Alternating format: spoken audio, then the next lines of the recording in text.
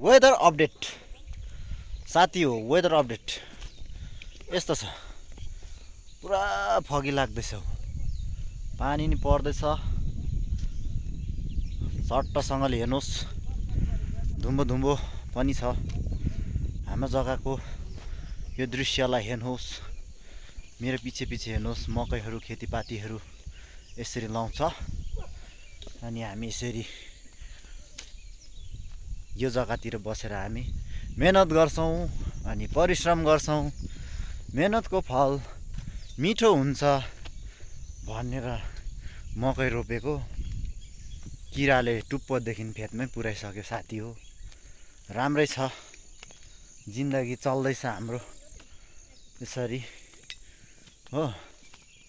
अब यो अलि भएको मकै पनि बँदेलले र बाँदरले स्वाहा पार्छ। त्यसले गर्दाखेरि हामीलाई यो जग्गामा दिनदिनै बस्नु मुस्किल परिसक्यो।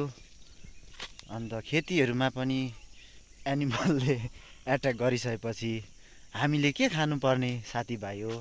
त्यो चाइनाले बनाएको प्लास्टिकको चिउरा सोचेर मलाई कमेन्ट गर्नुहोस्।